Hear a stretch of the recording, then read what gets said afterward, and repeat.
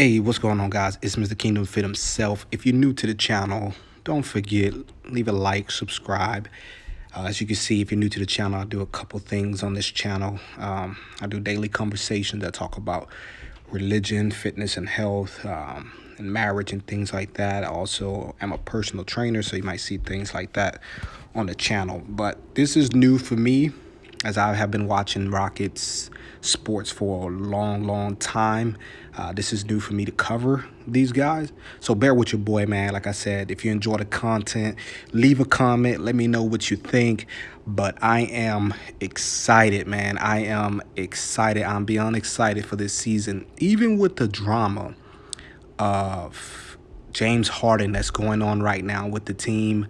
I understand where he's coming from. You know, you 30, 31 years old, 32, you start getting into that age and you're a predominant scorer or you're in the MVP categories year after year. You're starting to tell yourself, look, I want to win rings. I want to get on a level where I can be remembered. I don't want to walk out the game just with a reputation of doing what, Charles Barkley was great at and so many other people were great at. You were a great scorer. You were great at this. Karl Malone, John Stockton, you were great at all these great things, but you didn't have anything to accommodate you on the door. Going out the door. But I want to talk about this team, man. This is the first time that I have seen the Houston Rockets from position 1 all the way to the fifth position that it is talented, built. Everyone can put the ball on the floor. Everybody can score. Now, I know a lot of conversations that are going around about PJ Tucker. I love PJ Tucker. Being a Marine, a vet myself, I love guys that are nitty gritty, that hustle, that grind, that didn't do what, a lot of these guys have did, which was master art of scoring, but they found another way to be productive.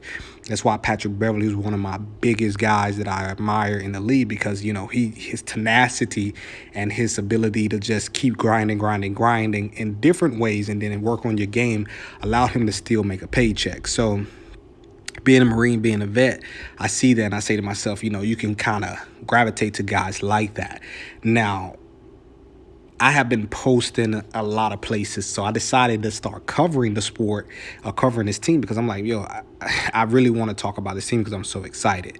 Now, with that being said, from position 1 to position 5, this is the first time I believe that James Harden will have a complete roster. A complete roster. Even if you leave PJ Tucker on the floor. If you leave PJ Tucker on the floor, yes, he rates very high in corner threes. He shoots at a very good high percentage. But something that PJ Tucker has not been able to do for years since he left Phoenix was put the ball on the floor, create for himself, or be able to create for other people. He just pretty much spots up in the spot and he just shoots. Or he acquiesces to James Harden, and then James Harden in return will give him what he needs as far as his scoring to make him feel like he's more involved in the gameplay and the game plan. But this is the first time that I see that we don't have to watch a year of James Harden dominating the ball and dominating the game, because there's a lot of times that we have watched over the years that in playoff series James Harden has completely dominated the ball and we'll be up by extremely large leads and he'll start shooting on and continuously taking shots at the shot, feeling like he has to carry the team, when those things in return actually allow the other team to catch back up. But given Christian Woods, given DeMarcus Cousins, which I love his attitude, how he's approaching the game, because he's not really a vocal guy when it comes to team. He's more of a vocal guy when it comes to dealing with confrontation. I love how John Wall is back in shape. He looks great. He's explosive.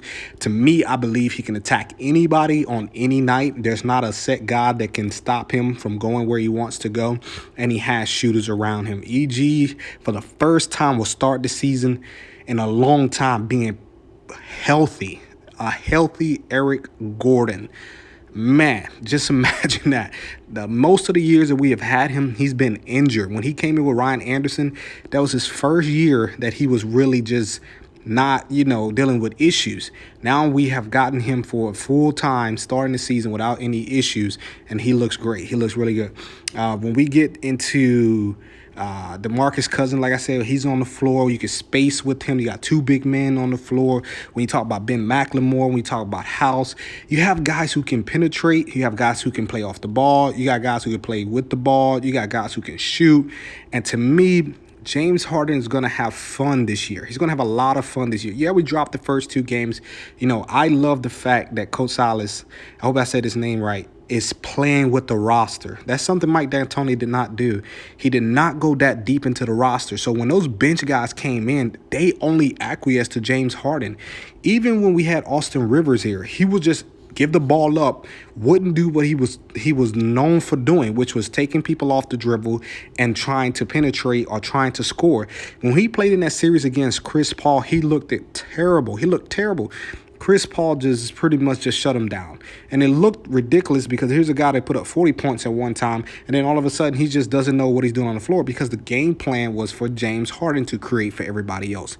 Now you have guys who don't mind getting into the face of James Harden and saying, look, we're predominant scorers.